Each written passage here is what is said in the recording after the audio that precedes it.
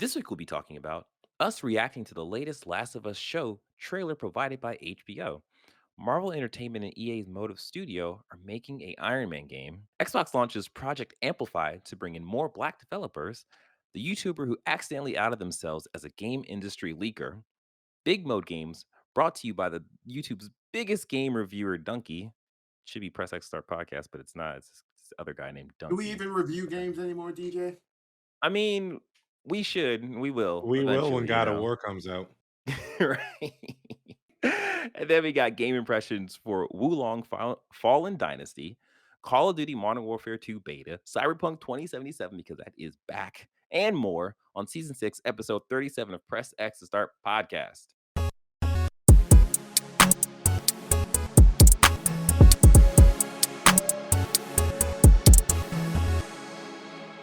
What's up, everyone? I'm your host, DJ, aka Sexy Bad Choices, aka the Indicable D.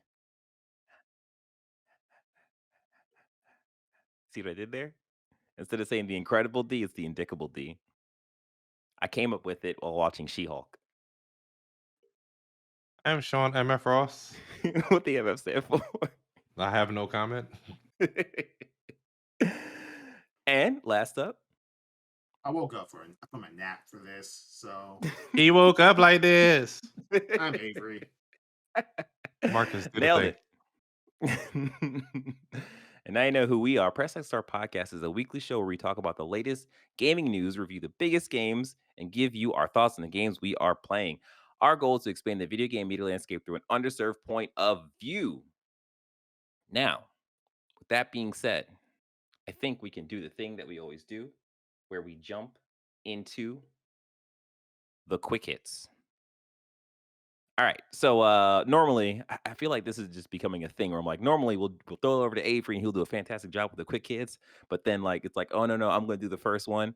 So instead of doing that, we're actually gonna do something a little different times two. You know what I mean? We're going to react to the Last of Us trailer given to us by HBO.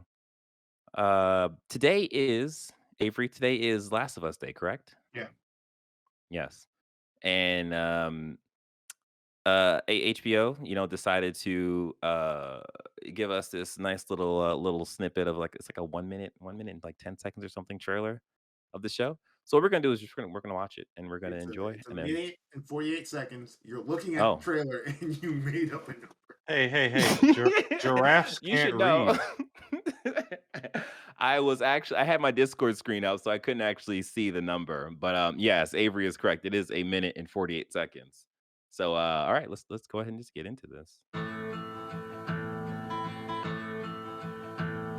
The roses have faded, there's frost at my door. The birds in the morning don't sing anymore. The grass in the valley is starting to die, and out in the darkness the Oh, if you're listening to whippoorwills this, I'm so sorry. You should cry. probably watch it. The darkness is falling, the sky has turned gray. A hound in the distance is starting to fade. Clicker sounds just right. Alone and forsaken by fate and by man. Oh Lord, if you hear me, please hold my hand. Set piece looks really Alone and forsaken by fate and by man. Oh Lord, good. if Daisy you Science? hear me, please hold my hand. How that shot Hold my hand. will keep her alive. Hold my hand. Please hold my hand. And you said everything right. Hold my hand.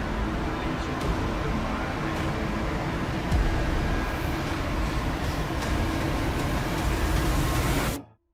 Hey. Save who you can save. Oh, please understand. Looks good to me. That was a good trailer. No release date though. All right. Well, that was a trailer. As I said, a minute and 10 seconds. I will not take that back. Avery, what was your thoughts on that? Uh, I am excited for this show. I am just as excited as I was when it was announced with the creative team that it was announced with. Hmm. I have literally just replayed this game about a week and a half ago, Yep. so it honestly just looked like the game to me. Like straight up, I didn't know. Pedro Pascal is one of those chef kiss of an actors, but I didn't know that he could look so much like Joel in a way that oh man, this is perfect casting. So I'm like, there's Mhm. nothing much to say. This is going to be a fire show, and even if it's not good, it's going to be an 8 out of 10 show that I'm going to make it sound like the 10 out of 10 show. How about you, Sean? How was your take on this? The casting looks right. The streets are complaining about Ellie, but I mean, it is what it is. We got to give her a chance. We actually got to watch the show Yeah. and see what they've done. But as I said earlier, them clicker sounds. I'm glad they didn't change it. I'm glad they didn't pull a M Night Shyamalan like with the last Airbender. Thankfully, Neil Druckmann Oh. is on the team, and he Oh can yeah. point out, no, this can't be like this. No, that Yeah. has to be like this. Like I'm glad they just didn't get their rights and just do whatever the hell they wanted with it. Yeah. Yeah. Like I would say for me, I was probably the least excited out of the bunch for this show. And I say least excited where like everyone's like, 9 out of 10 on the show. I'm just like maybe like 8 out of 10. But Hmm. like seeing this trailer, I'm just like, oh, I'm in Got for you this. hyped. Like I want this. Like this looks really, really good. Like all the scenes they show look so lived in and so detailed. And then I Hey, they're think spending 10 million an episode. It better. that's true. That is true. And then like there's also like scenes in the trailer that doesn't necessarily either it's not in the game or doesn't line up with the game. So like we might be getting like flashbacks or something for like certain characters. So Might it not even be seems like flashbacks, just in between scenes. I mean, they gotta stretch it out. well, that's true too. That's true too. But yeah, like everything they saw in this, like I thought was great. Like I love the fact that we've seen is this the third trailer or second trailer? This the first trailer, my This is the guy. first trailer. Oh, well, The we got other that one little was just a teaser. teaser. Yeah, Yeah, right, right, right. Yeah, okay. So yeah, I like that, we've finally got to see what the clicker looks like. That is the clicker, right? that is a clicker. That's a Yeah, basic okay. clicker. Yeah. Yeah, we got to see what it looks like. And it's like in the middle of the screen, like there is no way of obscuring what it is. It's like light on it and it looks really, really good. So I cannot wait to see them things in action. And like I just I can't wait to see like I forget what level is in Last of Us, but like it's one of the first time you meet a clicker and you're like crawling through like one of the office buildings or something, and it like ugh, it is terrifying. I can't wait to have that on Hmm. TV. Yeah. So yeah, um, I hope that's not in the first episode. That's a major jump. I don't think it will be. I don't think it will be. I Actually, mean, that's a That shouldn't be in the first episode. no, it should. It depends on what they're trying to do. Because me and Marcus have had this conversation multiple times, and how they're going to break up this narrative. Because Mm. yeah, if I'm Neil and I'm getting 8 hours to tell The Last of Us, I'm not doing the entire game in one season. Yeah. right. If I'm smart, I'm breaking it off at the top part where Ellie and Joel get to the Den of the Fireflies and everyone thinks Joel is dead. That's where I'm putting the Mm, season break. There is winter content in there, so I doubt that's happening. But that's me. yeah, I'm also doing at least a full episode. Fuck all the haters of just Joel living his life with Sarah and Tommy before the outbreak, yeah, ending yeah. that I think episode that's with necessary. the outbreak, so at least you get a little bit more content Yeah, from that's what I Joel. mean. Like, you shouldn't see a clicker for a good 2, 3 episodes at least. I would hope. Think Yeah, about everything that happens before you yeah. get to a clicker.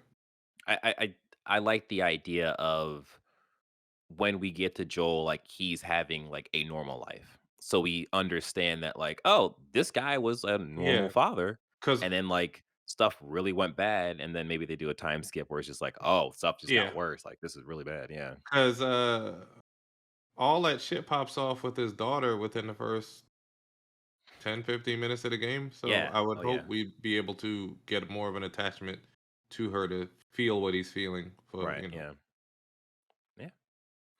Yeah. All right. Yeah, so we'll be watching that when it comes out next year. Again, I really hope that they release a release date soon, so you know like exactly when to plan for this.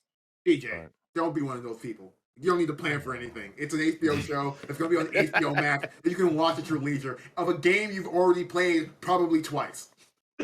DJ is living in 1992. You got to plan his schedule around. I just want to Gotta, know when this is gonna happen. You know, I just gotta want to know when. schedule his canasta and bridge games around this show. Man, he's a whole ass child. He ain't scheduling shit. He's waiting for her to be asleep and be like, I guess I got an hour. Right? I can watch The Last of Us. It's scheduled for right now. All right. Okay, let us jump back into the quick hits. All right. So what is going on now in the gaming world, Avery? I don't know, because between me putting the script together and me waking up from my nap, everything's changed. So I gotta get my bearings on what actually Donald happened Trump isn't president anymore. You can go to Right? sleep and the news That is was a still the long same nap. from when you went to sleep. Right? Okay. I think I have. We'll talk about this later. Anyway, our first story is from Kotaku.com. This is from Zach Sweisen. This is a follow up from our conversation between last week about GTA and GTA leaks. The story is report 17-year-old arrested on suspicion of being a hacker behind GTA 6 leak. Suffice to say, you hack into one of the biggest games being made right now, release a bunch of not even NDA content that no one was supposed to see, Yep. and then try to extort Rockstar after you're like, oh man, I didn't expect it to get this big. What the fuck you talking about? This is like there's a lot of before we go into conversation, a lot of the sentiment around this was very much like, oh no, he's a 17-year-old kid. I hope this doesn't ruin his life. And I'm like, this is very much the situation of fuck around and find out. And this kid clearly fucked around and found out, because this isn't the first time he's done something like this. Nope. Later reporting has pointed out that not only did he hack into him and whatever his hacker group was, hacked into Uber, they also hacked into Microsoft a while back. So this is not even like his first defense. So this is clearly something that he's just like. Have everyone seen the early 90s movie Hackers? Yeah. Of course. Of course. Yes. This is very much a zero cool situation.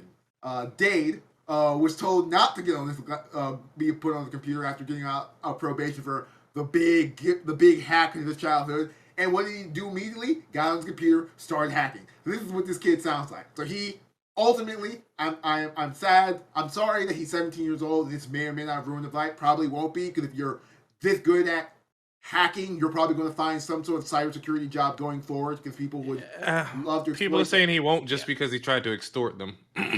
We'll see. But like, you fucked around and found out. This isn't your first. This isn't your first offense. You can't feign like, oh no, I didn't know what I was doing. No, man. Yeah, people are trying to compare him to George Hotz, the guy who took down PSN Network and helped make all those PS custom firmwares back in the day. But to my knowledge, GeoHot wasn't trying to extort people. So Yeah, this is the thing is like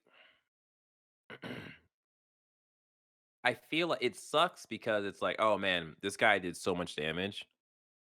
But in order to do this level of damage, he has to be some form of brilliant, right? So what? no, you do not. No, you don't think so? It's just social engineering, Yeah. my Well, guy. yeah, I guess it depends on the It kind of wasn't hacking him he did. hacking Yeah. into like, this wasn't him like breaking firewalls. This was him getting Yeah. into their Slack and saving a bunch Yeah, of you're content. right. So it's Yeah. not like it's Yeah. like, It was a person who was a weak link and gave him access. He wasn't click click click click. You know, nah. Yeah. He was just consistent and not necessarily yeah, brilliant. Okay. I All feel right, like 2 kicks to the nuts should be sufficient punishment. With the iron boot from Boondocks, if y'all remember that episode. A running kick. Oh man. All right, AP. oh yeah, okay, cool beans. I mean, I didn't. You guys had you guys are big into the GTA stories. I was wondering if you had anything else to talk about here. I mean, I'm the only thing I'm kind of surprised with is how quickly they caught him, but I'm also If not it's that him, surprised. Like the FBI got involved. Like it was a big thing. So you know, it is what it is, right? Yes, All it is. is. Number It three, is what Aiden. it is. Okay, cool beans. Yes, this is from EA officially. This is this is them announcing that Marvel Entertainment and Motive Studio team up for all new Iron Man video game. Which I'm genuinely excited. No, I'm gonna like the easy joke and answer to be like, oh man, it's EA, fuck them. But this is me sitting here being like, I play Apex Legends all the time. I love a yeah. lot of EA games. They do a lot of good work. I've never been on the EA is the worst company in the world that makes bad games hype train that a lot of gamers are on. Like they Mhm. are not a great company in the long and short of it. But like, let's be honest, who is a good company in the video game space that we can all like?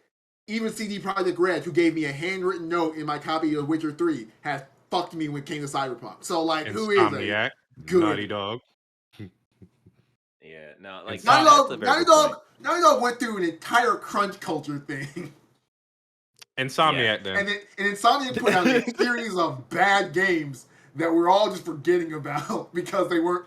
Remember, the period between Sunset Overdrive and then up until they got acquired by PlayStation Fuse. is a sort Yeah. of oh, okay. I mean, they a tried something. landscape of bad Insomniac products that are sort of overshadowed by their PlayStation offerings. Fuse could have been something. They just effed up somewhere. I don't remember the We'll exact blame story with EA that, on but this because EA's marketing said, "Hey, your Overwatch looking game, it's not going to sell. So make it look like a Battlefield game, but keep the Overwatch aesthetic, but make it look like a Battlefield game." mm, All I'm saying is, so like my interpretation is this: is that like I don't give a shit about Iron Man. hmm I've never been an Iron Man fan. He's never been the exciting Marvel character to me at all. So like in the grand scheme of A.B. Williams, biggest Marvel fan you guys know, I'm not caping for an Iron Man game unless they go batshit out of the wall and do like some of the most batshit Iron Man stories with this, which I doubt it. Yeah. I just showed the the I guess concept art slash I don't know what to call it. Like their The art, marketing graphic for the the art. game. Yes, the art, yes.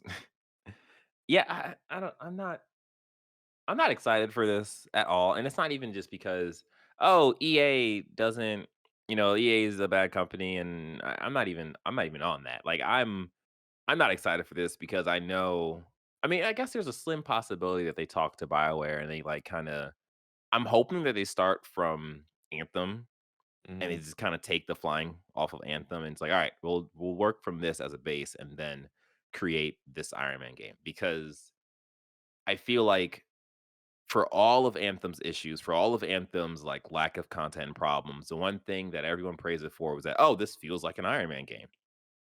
And for EA to say, hey, we're making an Iron Man game, and they don't pull off at least the one good thing about Anthem, yeah. it's just I don't know. But I'm also not confident that EA would do something as progressive as that.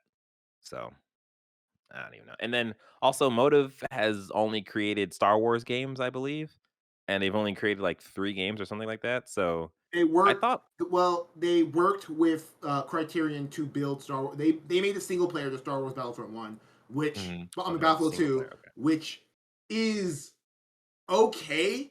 The Is it issue with okay? it is that like it's a collection of the game like multiplayer maps with story content bolted on, Mm, so they didn't really build yeah. much content. And then the game's big selling point was, oh, you're going to play from the Imperial perspective. Ha, psych! You're Imperial for like 3 missions, and then you switch to the Rebels because you Yeah. know space Nazis for that long. Uh, they did Star Wars Squadrons, which I hear nothing but high praise on, and they're working on a Yeah. Dead Space remake, which I'm hearing nothing but good things about its development. So it's not like this is a they don't have any like proven bangers like, oh man, this is going to be awesome on pedigree. This isn't them being like, why are we giving this game to Bloober Team situation? Right. Yeah. Okay. We'll just wait and see. Yeah, this is a wait and see. Of the two EA Marvel games being made, this is the one I'm the least interested in, but it's also the game that probably will have the better chance of being good, if that makes sense. Mm. So this is a very interesting story. It's a story in multiple parts.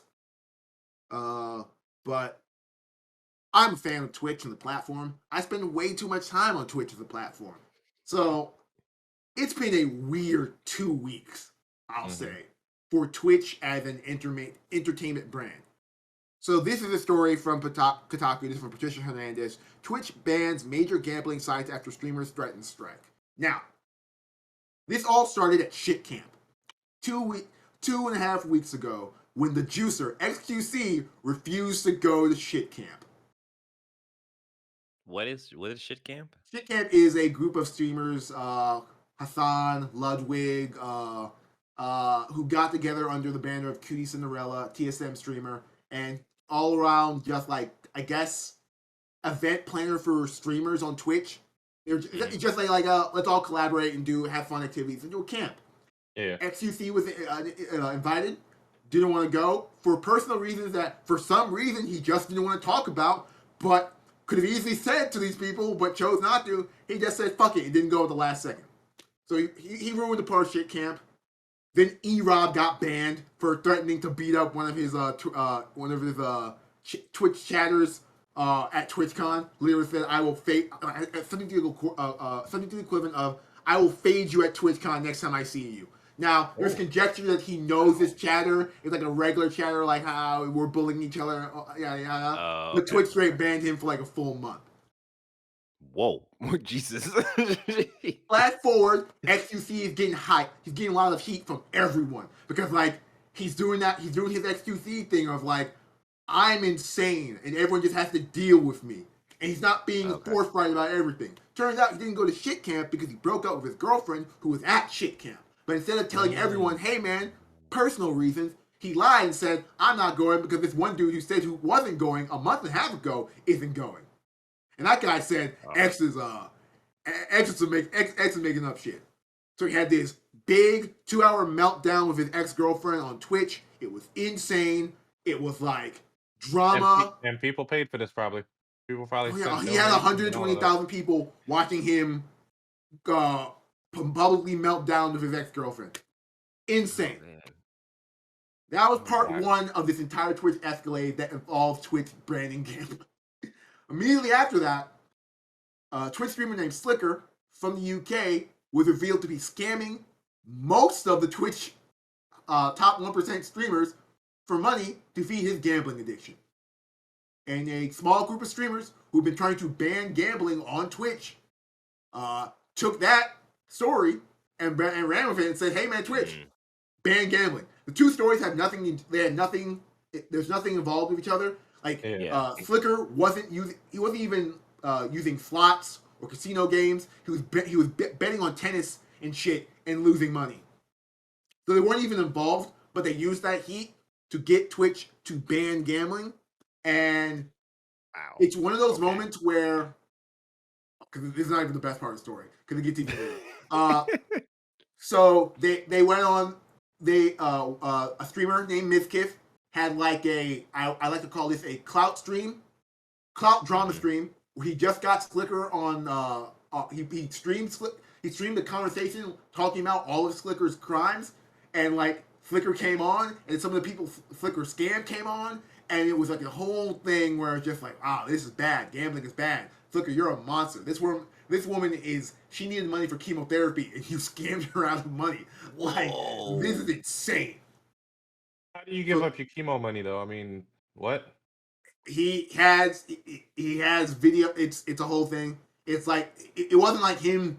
Like, it was him being like, "Hey man, my life's in shambles right now. I need a little bit of money. We're close friends. I help you out. Things like that. I'm a 1% person on Twitch. You know I'm good for it. I'm gonna take the money. You're gonna get it back." Wow. So, Twitch is banned gambling because top streamers pretty much threatened to, hey, we are not going to Twitch is not in a good place financially. even though they're being owned by Amazon, Amazon expects Twitch to make money, and Twitch in its current form isn't making money. And instead of trying to build programs to make the platform better and or lean up their staff so they don't burn as much money as possible, they're going in other avenues that we'll talk about later. But yeah, Sounds like they're so sticking their head in the sand. yeah, so they took this momentum from the Flickr situation, got Twitch to ban gambling, and then the gambling streamers got fucking pissed. They're like, how dare you come at us for our money? I'm fucking train wrecks. I spend 30 hours on my day losing money gambling where I get paid $1 million to just gamble on stream. But I Jesus mean, Christ. you have to know that job market or genre is kind of volatile and can crumble at any moment. Here's the one thing I'll say about this. Mhm. While they're not connected, they are connected because most gambling streamers have gambling addictions and they just don't give a shit. Yeah. I don't got no Yeah. sympathy. Yeah. Oh, Most there's people more to this. don't get paid to do that stupid shit. Like, So it gets banned. Twitch. This is a double-edged sword of situations. It shows that like the collective power of the 1% on Twitch can get shit done for the platform. It is, Right. however, a depending on your priority skew situation of why didn't you do X, Y, and Z when we needed it X, Y, and Z ago? Yeah. So But situations I think like a lot of people pulled out like when there was a bunch of hate raids and stuff happening, like why Twitch didn't really move and stuff. Yeah. So that. Why that makes sense. why none of those they're people making use money. that power then? And for the most part, it's because it A didn't affect them, and B they couldn't farm drama and cop from it. Yeah. Which is it is what it is, but it's whatever. So Twitch got a rare W in that they banned gambling. Gambling still evolves on the site. You can sports bets and other things are fine, but for the most part, if you can't be on stream playing slots from like third party like offshore websites that are like not regulated and you can't be Yeah. sponsored and things like that. So it is what it is, but it essentially killed a giant market on Twitch for a lot of gambling addicts on the platform. Hmm. So it's a positive.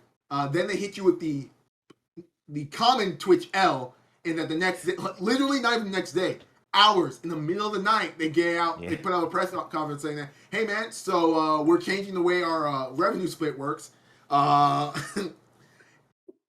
which is Cowardly. Oh my god. They like, where do you think we're gonna make the money back from, huh? It's not gonna be from our pockets.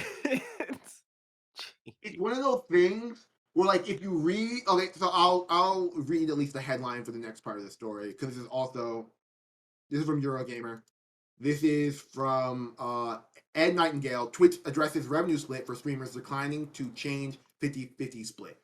So if you were a 1% streamer on Twitch, like someone who is valuable, Twitch off like the standard for people on Twitch for subs and a lot of other content is 50-50, which you can argue is good or bad or whether or not. I don't necessarily care, but Yeah. I'm not spending my entire life on Twitch, so I don't really know how much that really affects you. I do know, because I did a lot of Twitch math, that like if you were making 2K in subs, you were making about 5K a month. You were just clearing 5K a month in just revenue, which is frankly not That's a not that lot. great. That's average.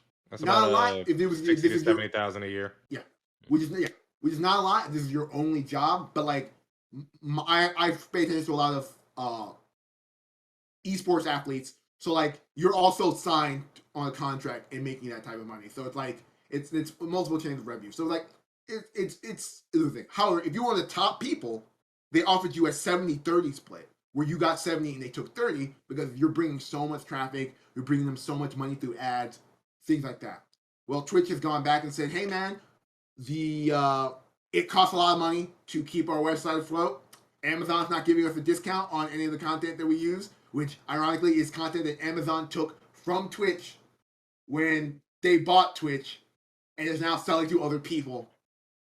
And so for every streamer out there, for like 99%, this does not matter to you.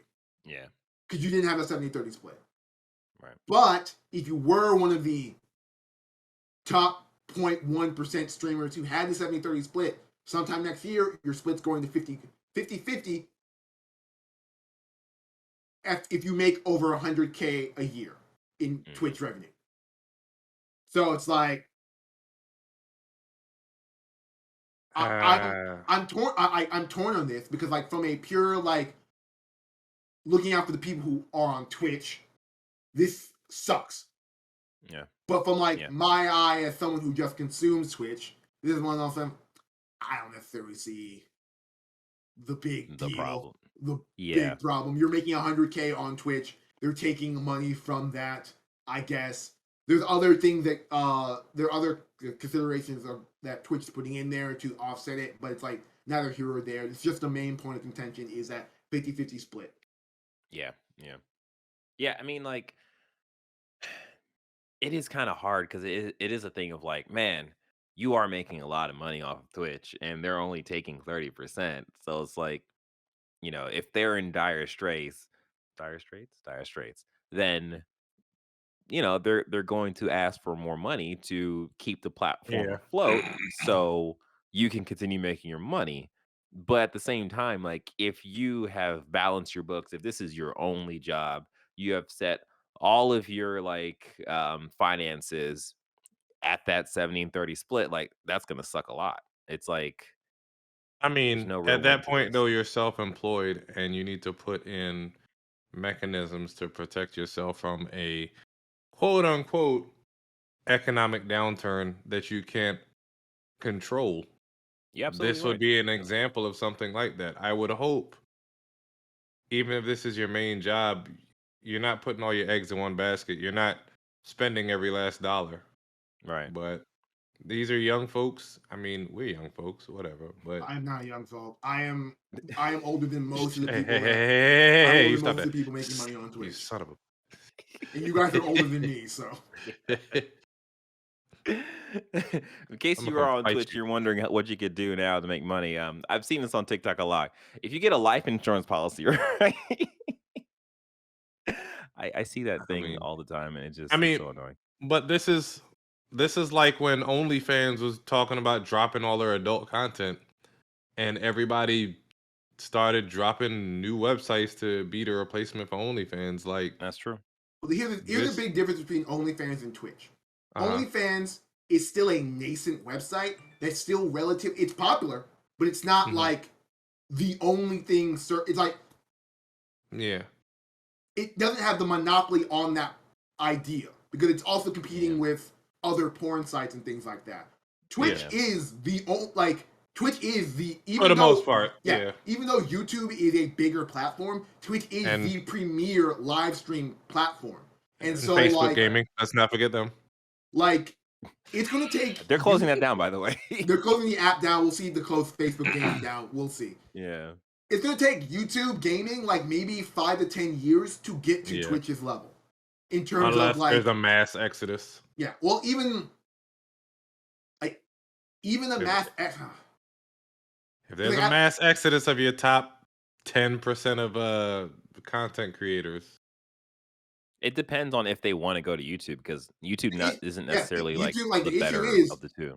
YouTube in its current state right now isn't capable of giving you the deals you would get on Twitch. Yeah. Like, in the long run, moving to YouTube right now would probably make the most sense. But like, you're not getting the bag that Ludwig got. You're not getting the bag that Myth got. You're not getting the bag that you didn't jump out early. Of the Valkyrie or Beast Elite people got. So like,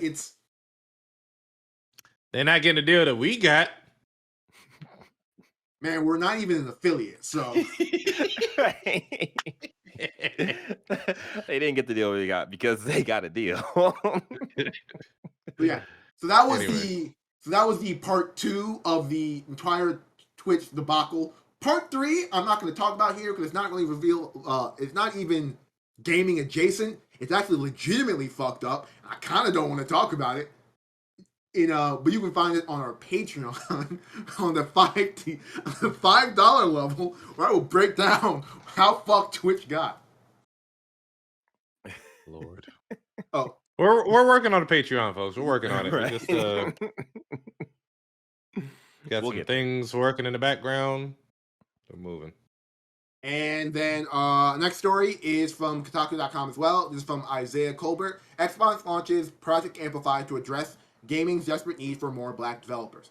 Project Amplify aims to magnify the voices of black folks working at Xbox and inspire the next generation of developers. That's all I Yeah, got. this is really.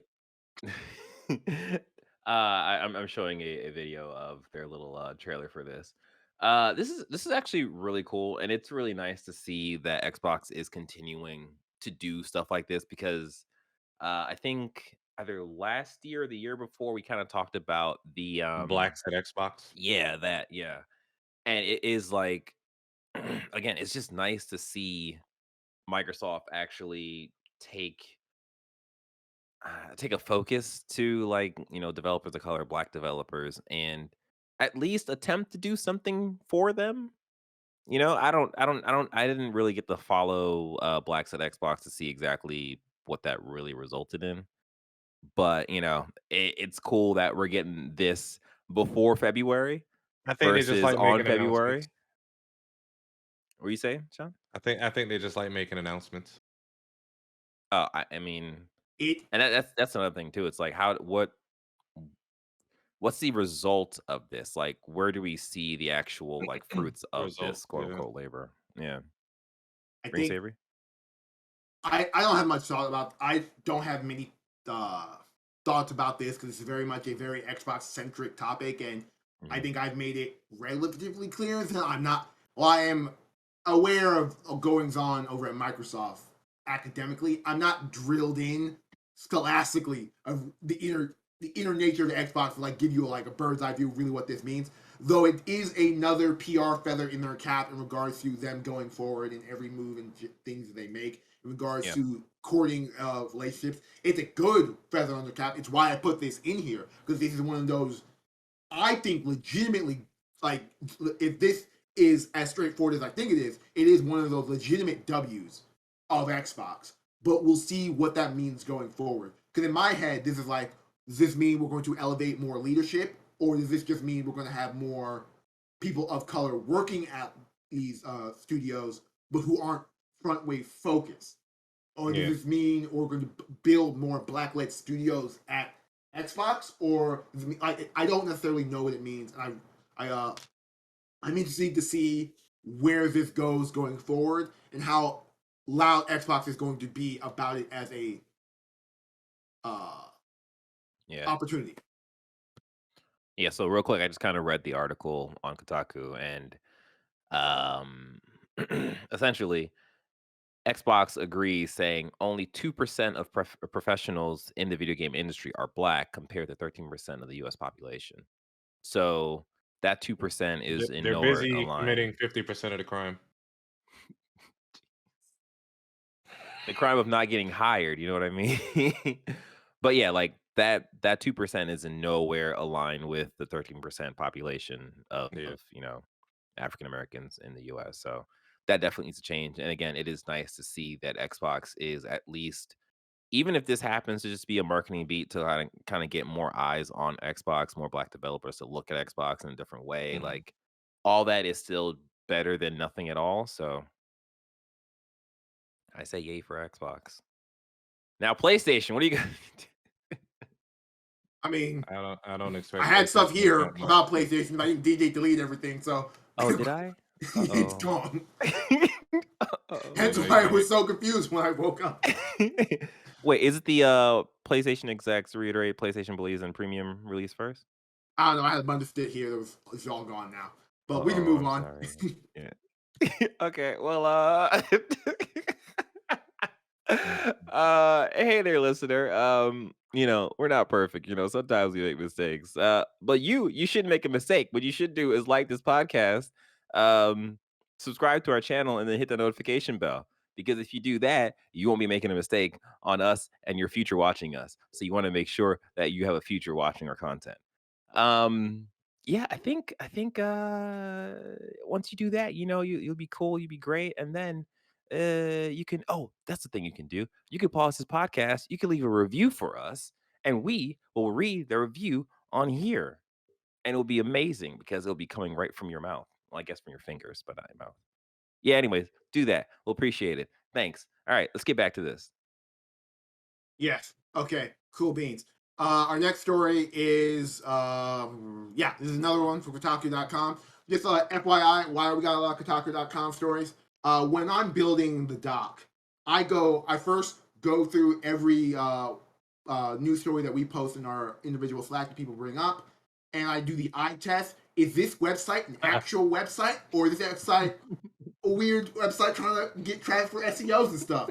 I know Trying to get sometimes clout. I know sometimes everyone just pulls up the Google and it auto tells them a bunch of news from video games, and it's like it doesn't give a shit where the site's from. It's just pulling out the SEO. And then at the end of that, I look through all these news, and every once in a while, I'll see a story that I think is good, but I'm not reading it from Xbox #1fan.com. That's never going to happen. So I look for more reliable source. And what ends up happening is, more recently, a lot of IGN, a lot of VGC, and a lot of Kotaku.com stories. That's ends up why we get that mix of them. So there's that disclaimer as I read this Kotaku.com story. YouTuber confesses to secretly being gaming industry leaker after getting caught. This is in reference to a YouTuber known as Dan Allen Gaming, who was in his public life was I believe a Ubisoft focused YouTuber, but in his private life was a industry leaker who was consistently leaking Ubisoft content. And he was outed when he actually, in his leaker account, revealed that I responded to someone who was trying to talk to his public facing account and his private leaker account, revealing the connection, and then everything popped off from there. Embarrassing. Absolutely embarrassing. I mean, like, I don't really got much to say other than like this is just hilarious. And he should have kept his accounts in order, but he didn't. And he made a mistake. He messed up and his whole thing is blown. Marcus, play you do anything for clout. Even insane about the clout thing is that, like, this wasn't him leaking stuff as Dan Allen Gaming. This was him leaking stuff as a completely separate entity that had no connection to him at all. So it's like it's like Yeah, he still had clout though under that secret account. He still felt some type of power.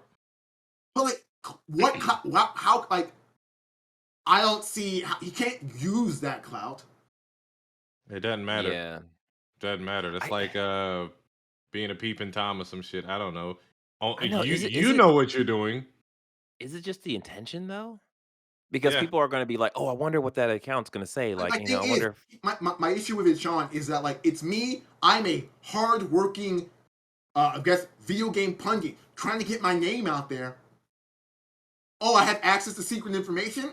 I'll leak it as my normal self, or throw some roundabout way, so I can use that to build clout to the thing that's going to make me money instead of. You don't leak it as yourself. You just use your secret sources to get info. You can't. He signs NDAs. He can't leak it as himself. But I think Avery would just touched on something that's really important. Like, there's no way the guy's making money off of this. So it is just for like personal reasons. It's like that personal high that he's getting by doing this. People like upvotes, man. You're not wrong though. That could definitely be the case too. It's just like, oh my god, like I leaked this thing and it's doing so well. Like you never know. He, I was gonna make a joke. I don't want to make a joke about that. Yeah. It's It's the definition of cringe. It's I already dislike leaker culture in general. It's just like, hey man, just let these people get their shit out and let us all judge at the same time. Like, I don't need to know that you know these things at all. This doesn't really help anyone but you, and you're not even using that clout to do anything good, if that makes sense. Yeah. Except for Jeff Grubb, he's actually making money off of leaking stuff, which I find hilarious. Jeff Grubb is a journalist, which means he's actively doing work instead of like what most leakers are doing. And like, I got some information randomly somehow, and now I'm going to leak it for profit. Okay. Anyway, our final story, I guess, and I guess our biggest story of the day is from once again Kotaku.com. This is from Ethan Gotch. Videogamedunkey, YouTuber's biggest video game reviewer, now wants to sell them. So Dunkey is a popular video game reviewer who I've never seen a single video before, but I Okay, know, thank Same. you. but I know, I've I know him in the context of other video game reviewers talking about his work and content. Like I've heard him, I've heard anecdotally who he is. But Man. Dunkey has started out his own publishing company called BigModeGames, where he wants to use his taste as a video game, not even a journalist, not really a pundit, but a personality to to help people make their games. Okay, DJ, you can now go on whatever rant you've got going right now. So I respect. Okay, I'll say I've never heard of Dunkey before. I have followed games for, at this point, I guess, almost a majority of my life. I guess. Mm-hmm. Yeah, and like I've never heard of this guy. Again, YouTube is huge, so you could miss like a giant like star and just not understand or not realize that, oh, this guy, he pulls in millions of views. He talks about Yeah, video games, and you're there's just a like, ridiculous amount of content yeah, on exactly. Like YouTube. you're not gonna know everything, but I I I I don't want to be super critical of this guy because I don't know his breadth of work, and he's been doing reviews for a long time, so he's not just kind of talking out of thin air about like, yeah, I've played these games, I've reviewed these games, the viewpoints I have is built off of experience playing these games. So I do have a level of credibility when it comes to, oh, this is probably not going to work in a game, or this will probably work in a game. At the same time, though, it I do feel some kind of way, the fact that he's like, "Yeah, I think I can do this."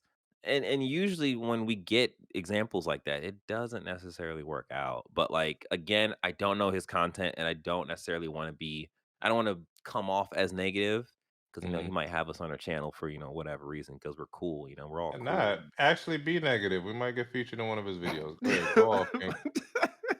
Start a beef.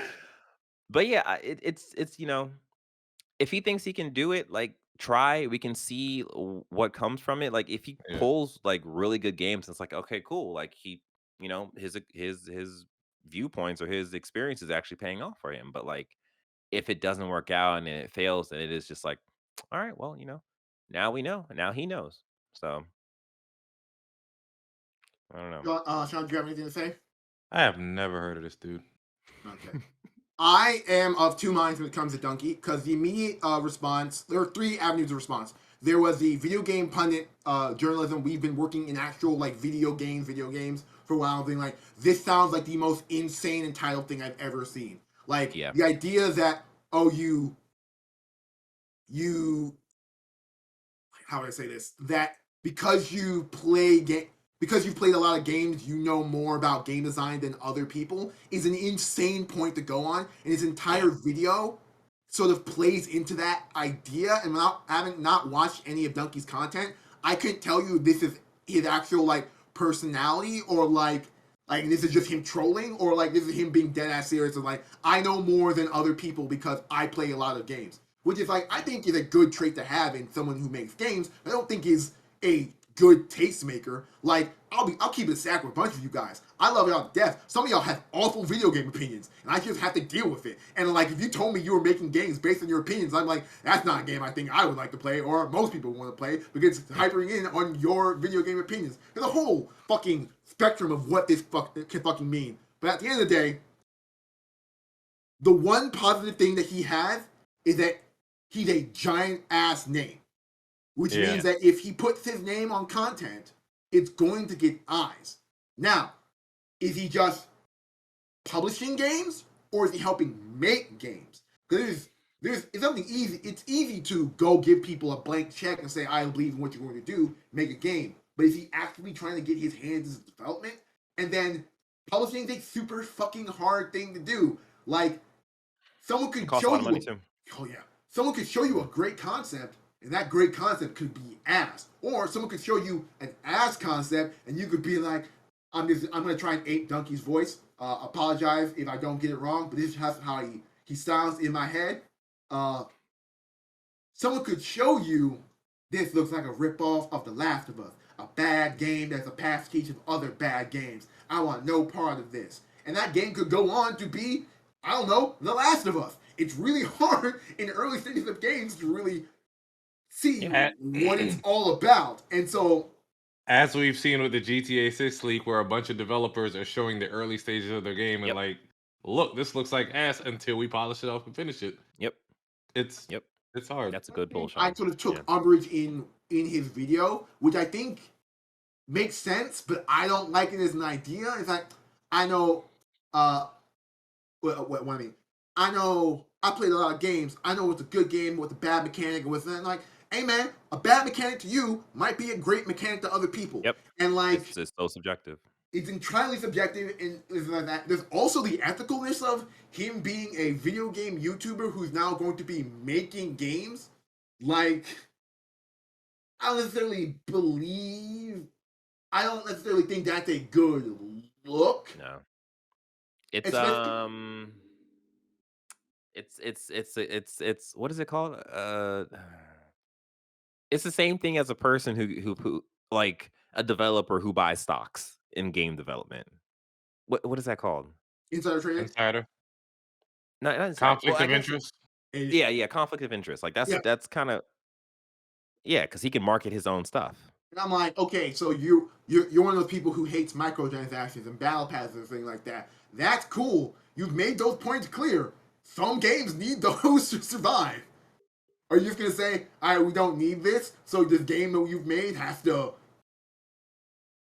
Has to sell.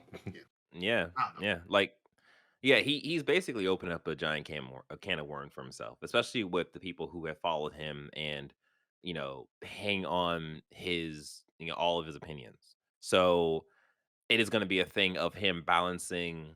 Okay, well that's the thing that I said. Like now that I'm actually in the industry, I don't think I can necessarily follow through with that because of financial reasons. But again, we will see what comes of this. Got to be solvent. Yeah. You got anything else to say, Avery?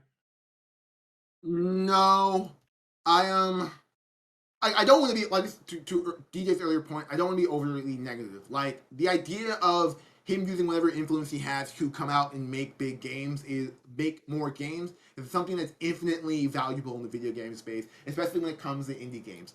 My only sort of concern and conceit is that like this very much sounds like it's I have no confidence in this succeeding in a meaningful way, and I don't know enough about Dunkey to be like, okay, his first game's gonna come out 2 to 3 years from now, not be great. Does he have the wherewithal to keep pushing forward and keep refining when he does and try to be a publisher? Because like it's going to be a hard road, and yeah. Yeah, I totally agree. Like I'll even before we jump to what we've been playing, I'll even say like what I do like and like, Greg Miller, right? He say constantly how games need to have trophies in it. And I like his perspective in terms of, yeah, he's reviewed a ton of games in his entire career, right? He's played a ton of games in his life. But he is just focused on one aspect of, I guess, game design or like, whatever. But like he's just focused on trophies. So him saying like, yeah, contact me and I can help you put trophies in the game because I hunt for trophies and I love Yeah, trophies. So that's the they thing that do I'm passionate sell about. better. Yeah. Versus like, yeah, I'm gonna publish games. It's like you're gonna get flooded with all kinds of games, like games that you've played, like games you have familiarity with and games you don't. And it's like it can't just be one person that is making that decision. So I don't know, man. I don't know. Well, my last thought is that it's him and his partner Oh, in charge of the group. So like, is this like what's going to be the staff like? Because like, yeah. I don't. If you're just a 2-person publisher, I'm like, I need a bit more of a support. Like, you know what I mean?